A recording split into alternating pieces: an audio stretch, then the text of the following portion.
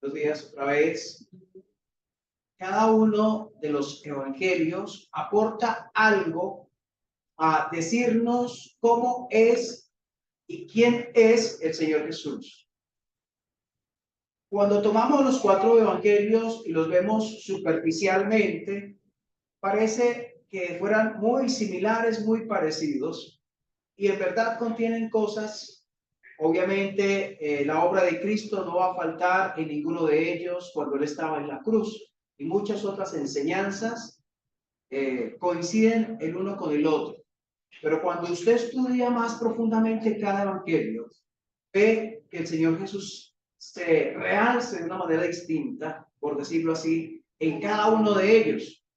Mirábamos de Mateo. Mateo tenía un auditorio judíos creyentes, y el enfoque de él es presentar a Jesús como Él es el Mesías, Él es el Rey que había de venir.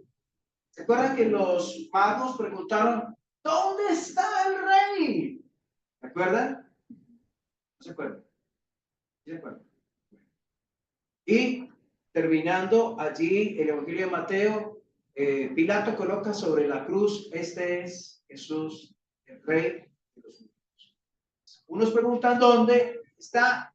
Pilato dice, aquí está, es él.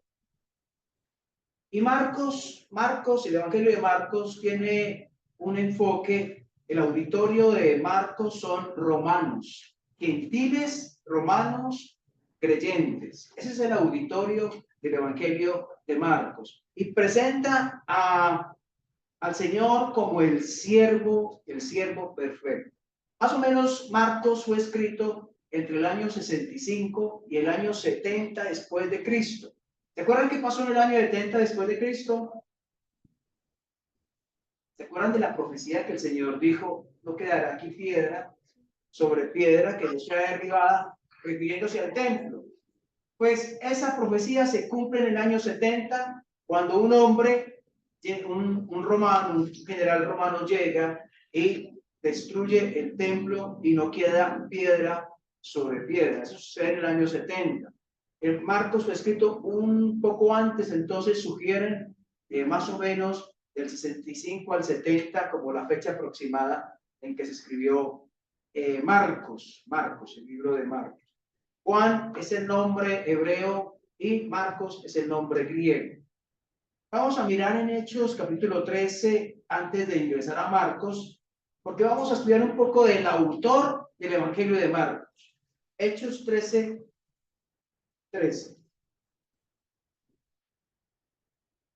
Marcos era sobrino de Bernabé y Marcos había sido incluido en el viaje misionero donde estaba Pablo, Bernabé. Y Hechos 13:13 nos dice, habiendo zarpado de Pafos, Pablo y sus compañeros arribaron a Perge de Panfilia, pero escuchen, Marcos estaba con ellos. Pero miren lo que hizo Marcos, o Juan. Juan es el mismo, Marcos. Pero Juan, apartándose de ellos, ¿qué hizo? Volvió a Jerusalén. Él desertó. Él dijo, no aguanto más. Esto es muy duro. Esto no lo aguanto yo. En ese momento, Juan Marcos era un joven. Parece un joven inestable emocionalmente. Un joven que no tenía las bases sólidas. Y cuando enfrentó semejantes cosas en su trabajo misionero, no aguantó y se fue.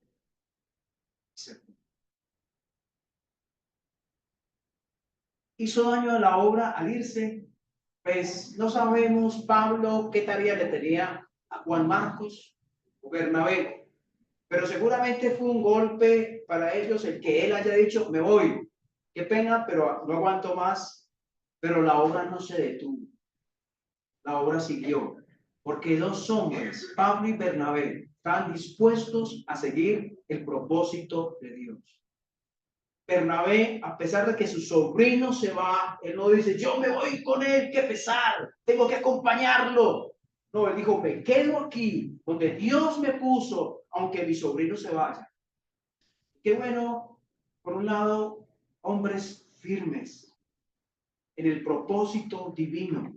Que aún a pesar de que una persona aquí al lado que tenía aquí, que me estaba apoyando, dijo, me voy, se fue y ya no está, pues yo sigo, porque el Señor me tiene acá, porque hay un propósito.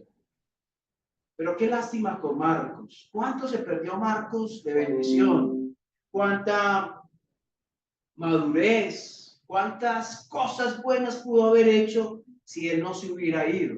Pero Dios estaba trabajando en él. Era un genuino hijo de Dios. Era un verdadero creyente. Y miremos en Hechos 15. No sabemos cuánto perdemos cuando dejamos de hacer lo que tenemos que hacer cuando tenemos que hacer. Solo Dios lo sabe. Solo Dios sabe cuánto perdió Juan Marcos cuando dijo, olvídese, yo me voy. Solo Dios sabe eso. Hechos 15:37 dice, bueno, 36, Después de algunos días, Pablo dijo a Bernabé, Bernabé, hermano, amigo, vamos a hacer algo. Volvamos a visitar a los hermanos en todas las ciudades en que hemos anunciado la palabra del Señor para ver cómo están. Bernabé dijo, pues sí, estamos de acuerdo. Pero ¿sabe qué? Quiero que llevemos con nosotros a Juan, el que tiene por sobrenombre Marcos. Pero a Pablo no le parecía bien llevar consigo al que se había apartado de ellos desde Panfilia y no había ido con ellos a la obra. Y hubo tal desacuerdo, tal discusión entre ellos, que se separaron el uno del otro. Bernabé tomando a Marcos, navegó a Chipre, Pablo escogiendo a Silas, salió encomendado por los hermanos a la gracia del Señor y pasó por Siria, Cilicia, confirmando a las iglesias. ¿Alguien puede decir? Pues tenemos un Pablo vengativo. ¿Cómo así que después de un tiempo de que pasó eso, eso quedó en el pasado? Esto quedó en el pasado. ¿Por qué Pablo no va a querer ir con él, con Marcos, a evangelizar, a discipular, a las misiones? Si ya quedó atrás. No es cuestión de falta de perdón. No es cuestión de que Pablo está enojado con Juan Marcos. Es que para la obra de Dios se necesita un compromiso real.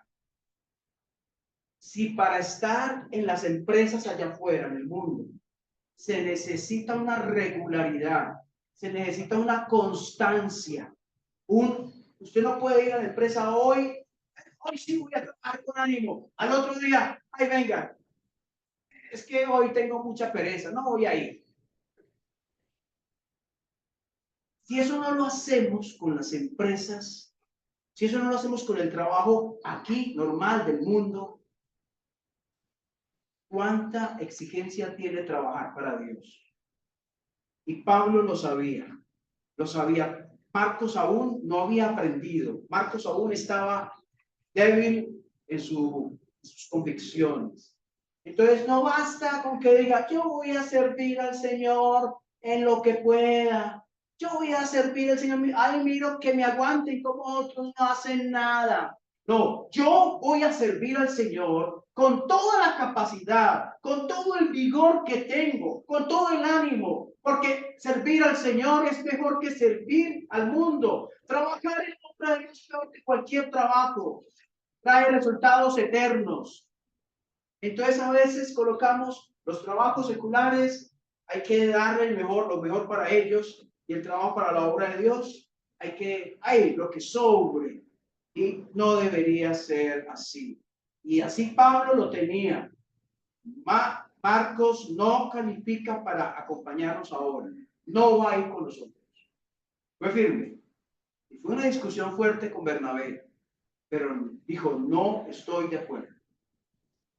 Entonces, no es tema de perdón, de venga, ayudémoslo, sino que no se puede porque por allá va a dejarnos un daño, que va a hacernos un daño en la obra esa persona que vuelve otra vez y nos deja botados. Pero, ¿saben una cosa? Ahí no termina la historia entre Pablo y Juan Marcos, Vamos a Colosenses, más adelante en la historia, más adelante. Colosenses capítulo 4.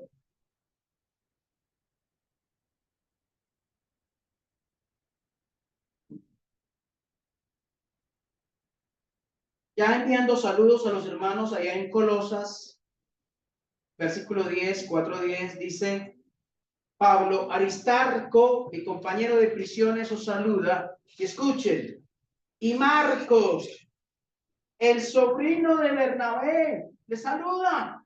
¿Con quién estaba Pablo? ¿Quién lo estaba acompañando? ¿Quién?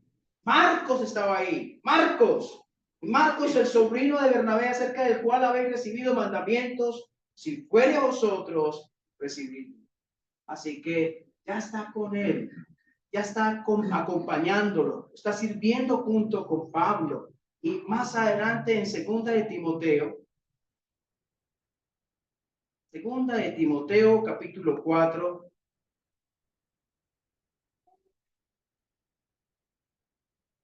cuando se está acercando la despedida de Pablo de su servicio aquí en la tierra para irse con su Señor.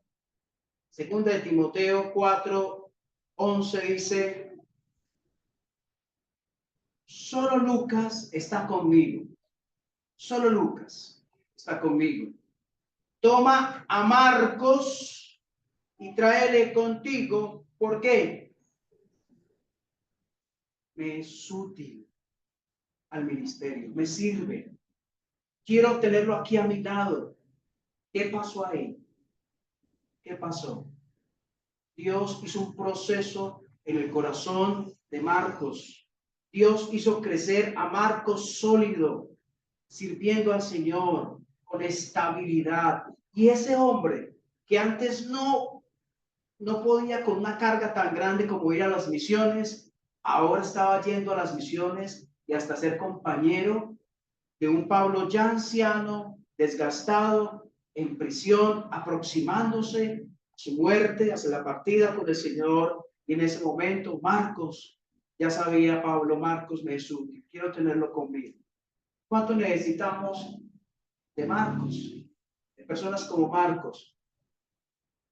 Y mire cómo Dios nos desecha. Cuando estamos iniciando a veces en la carrera, cometemos errores en nuestro ministerio, en aquello que el Señor nos ha entregado. Hacemos cosas como que de manera muy floja, como a medias, pero el Señor nos va enseñando que no es así, que no es así. Y aún así no nos desecha y nos usa para su gloria. Es maravilloso ver Marcos antes y a Marcos después. Y Dios quiere que cada uno de nosotros seamos como Marcos, que seamos útiles para el ministerio, para apoyar el liderazgo que el Señor ha colocado. Y ese fue el que escribió el Evangelio de Marcos. Ese es el autor.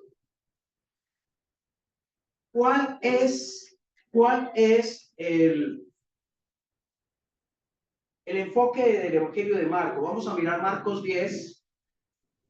El enfoque del Evangelio de Marcos. ¿Hacia dónde va? ¿Hacia dónde apunta el Evangelio de Marcos? Marcos 10, 45. Este es uno de los versículos centrales del Evangelio de Marcos. Si quieres puedes colocarlo como tarea para aprendértelo esta semana. Este versículo es clave en Marcos. Dice versículo 45, ¿por qué? ¿Porque qué? El Hijo del Hombre. Vamos a leerlo todos. Porque el Hijo del Hombre vino para ser servido.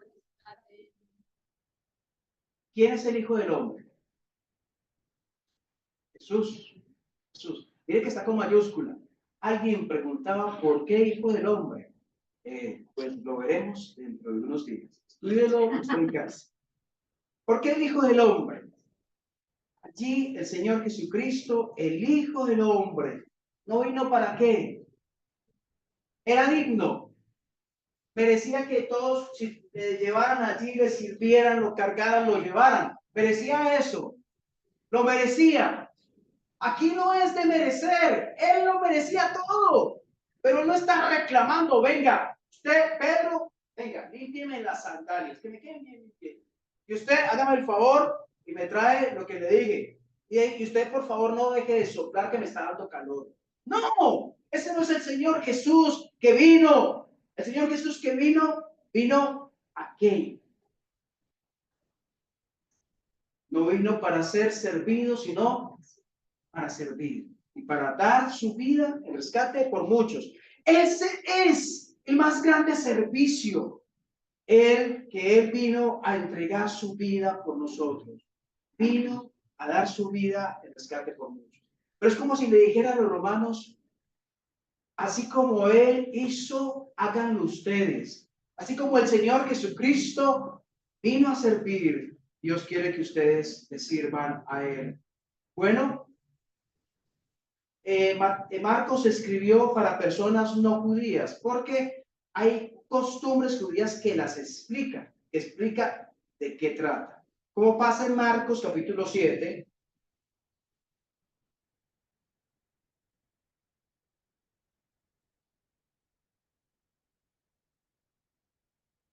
Marcos 7, versículo 1. Dice, se juntaron a Jesús los fariseos y algunos de los escribas que habían venido de Jerusalén, los cuales viendo algunos de los discípulos de Jesús comer pan con manos inmundas, esto es, no lavadas, los condenaban, porque los fariseos y todos los judíos, aferrándose a la tradición de los ancianos, si muchas veces no se lavan las manos, no comen, volviendo de la plaza, si no se lavan, no comen, y otras muchas cosas hay que tomaron para guardar, como los lavamientos de los vasos de beber y de los jarros y de los utensilios de metal y de los lechos. Ellos estaban criticando, miren, estaban criticándolo porque no se lavaban las manos, pero Marcos se toma el trabajo de explicar, Marcos se toma el trabajo de explicar de qué se trataba, la costumbre. ¿Por qué? Porque estaba escribiendo para personas que no eran judías, gentiles. Ellos tenían una costumbre de derramar agua, bueno, primero así, sobre sus manos, luego así, con los dedos hacia abajo, y después con los nudillos. Tenían una ceremonia para lavarse las manos. Eso es de lo que está hablando aquí y de que están acusando a los discípulos de no hacer. Sigamos. ¿Cuál es la extensión del Evangelio de Marcos? ¿Cuántos capítulos tiene Mateo? Casi. 27 no.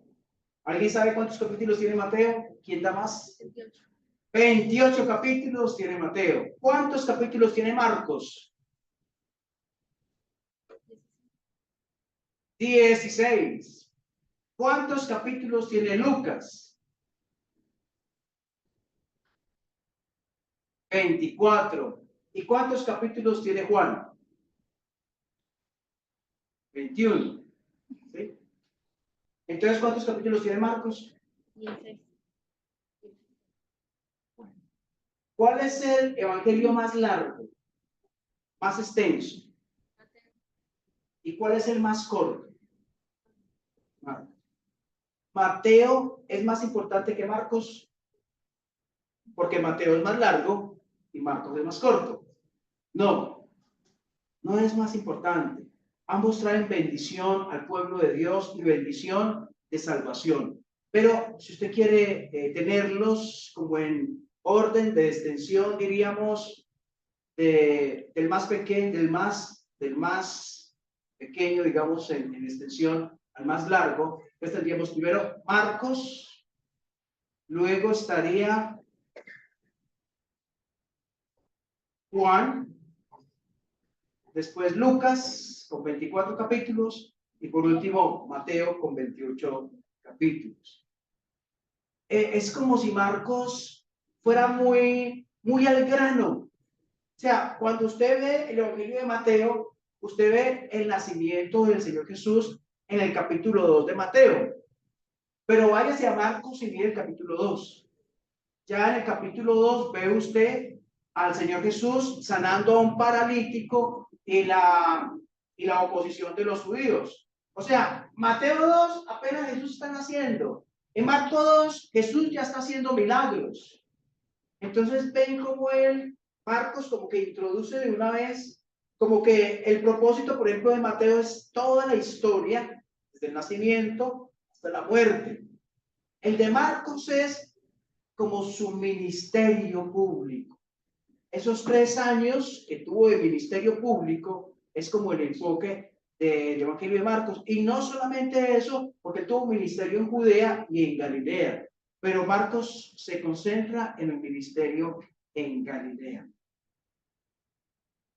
Bueno, y también vemos otra cosa. Miremos Marcos 1:1.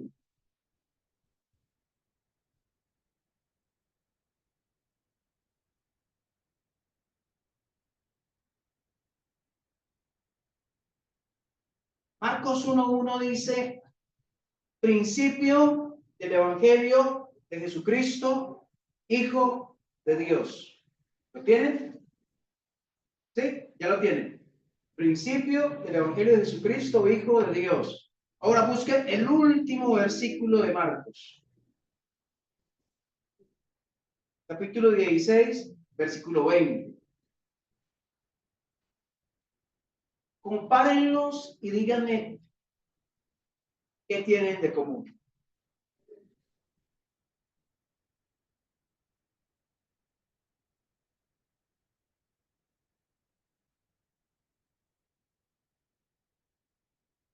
¿Qué tiene de común Marcos 1:1 y Marcos 16:20? Dicho de otra manera, ¿qué tiene de común? Primer versículo del Evangelio de Marcos y el último versículo del Evangelio de Marcos.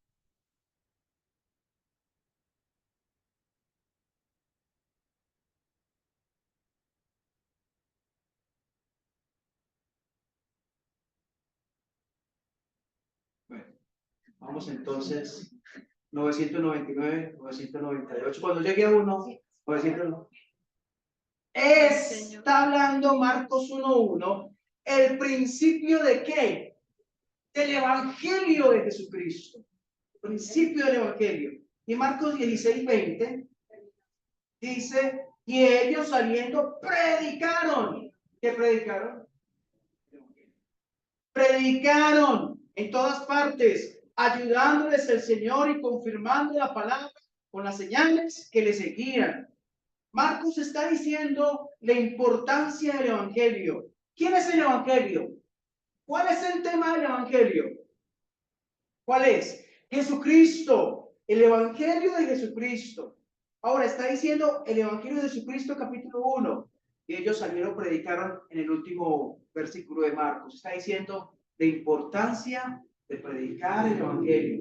Cuando esto fue escrito, muy posiblemente los creyentes romanos estaban sufriendo la persecución de Nerón. ¿Han escuchado de Nerón?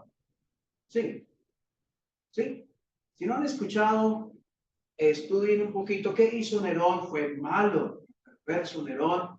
¿Se acuerdan del circo romano cuando echaban a los cristianos? Circo romano. Nerón ese fue uno de esos. Entonces, en medio de toda esa persecución, está diciendo Marcos, lo importante es que no se deje de predicar el Evangelio, aun a pesar de que tengamos problemas, aun a pesar de que las cosas no sean fáciles, que se persista en el trabajo de predicar el Evangelio. ¿Saben? El Evangelio de Marcos, en un sentido, es como si lo hubiera escrito Pedro. ¿Sabe por qué? Miren en Primera de Pedro, capítulo 5.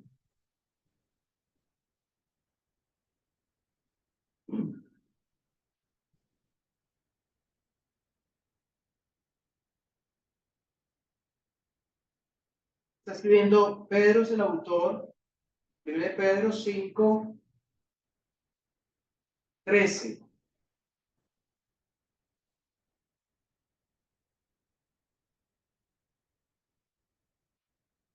Dice, la iglesia que está en Babilonia elegida juntamente con vosotros, y Marcos, mi hijo, os. ¿A quién le dijo Pablo hijo? ¿A quién?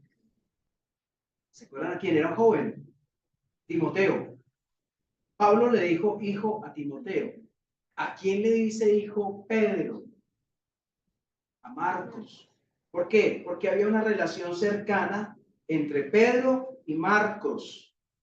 Según Papias, una persona por allá del siglo, del primer siglo, del segundo, año como 150, una persona, dice, una persona importante en la iglesia antigua dijo que Marcos fue intérprete de Pedro, escribió fielmente todo lo que pudo recordar, ya sea de los dichos o de los hechos de Cristo, no en orden, puesto que no había sido oidor ni compañero del Señor.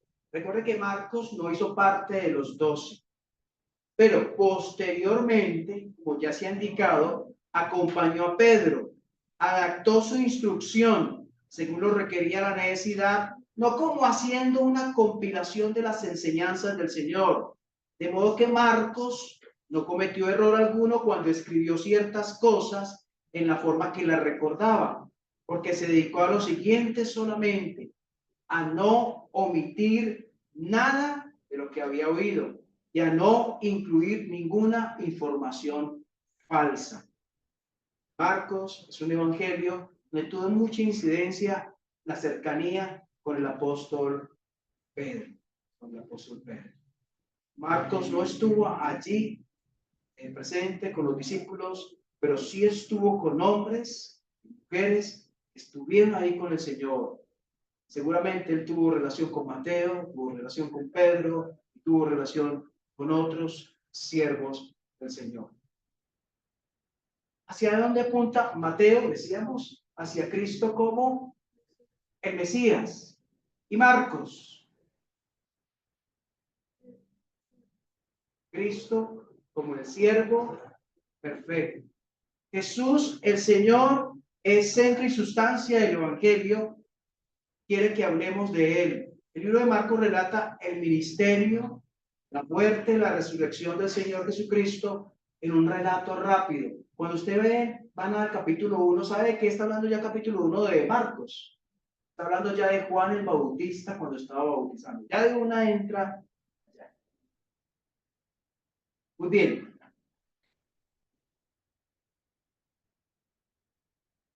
¿Quién no ha leído el Evangelio de Marcos? ¿Quién no lo ha leído? Hablo de el libro, no de versículos por ahí salteaditos, sino hablo del libro del Evangelio de Marcos. ¿Quién no lo has leído tú? Tampoco lo has leído, poco. Bueno, ahí está la invitación para que lo leamos. Una sugerencia para los que quieran tenerla. Cuando yo estaba leyendo el Nuevo Testamento, lo leía intercalado. Hay hermanos que no les gusta leer los evangelios juntos, Mateo, Marcos, ¿qué sigue? Lucas y Juan. Mateo, Marcos, Lucas y Juan, les gusta leerlo junto.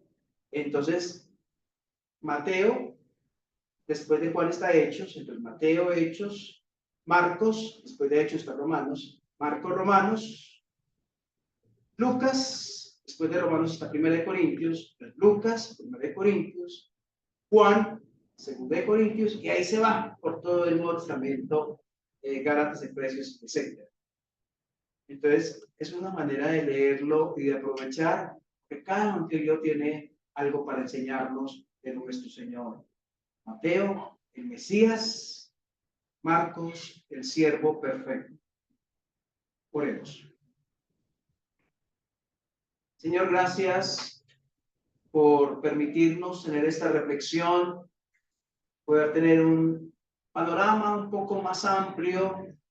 Algunas cosas seguramente habrá mucho más por decir del Evangelio precioso de Marcos, ese Evangelio de la inmediatez, del luego, del ya, del centrarse en los últimos años del Señor Jesucristo, de que los creyentes romanos y ahora nosotros también gentiles, escuchemos del Dios que no solamente se concentró en venir al pueblo judío, sino que también vino a salvar lo que se había perdido, y ese también soy yo. También ese perdido habla del pueblo gentil, del cual nosotros hacemos parte. Gracias por ese Cristo mostrado en Marcos, un Cristo que sirve, que entrega, que da, un Cristo que no está ahí sentado mirando a ver qué hacen por él, sino él que hace por aquellos pecadores que necesitan de él. Gracias por nuestro Señor Jesucristo. Ayúdanos y aliéntanos en el servicio, Señor, al verle a él sirviendo, que nos motive a servir mejor. Que, Señor, nos guardes de ese desertar del ministerio en que tú nos has colocado, porque si a otros le ha pasado, a mí también me puede pasar, a no dejar aquello que tú me has encomendado, pero también, Señor, a no juzgar al que ya se fue, el que desertó, el que bajó la mirada, porque tal vez tú ahora él esté distante, frío, pero tú puedes obrar y colocarle de nuevo en el lugar de servicio. Señor, gracias por el precioso evangelio que está desde el primer versículo hasta el último, centrado en Jesús. Ayúdanos a como iglesia a cumplir la tarea de hablar de nuestro Señor. Oramos en el nombre del amado Jesús.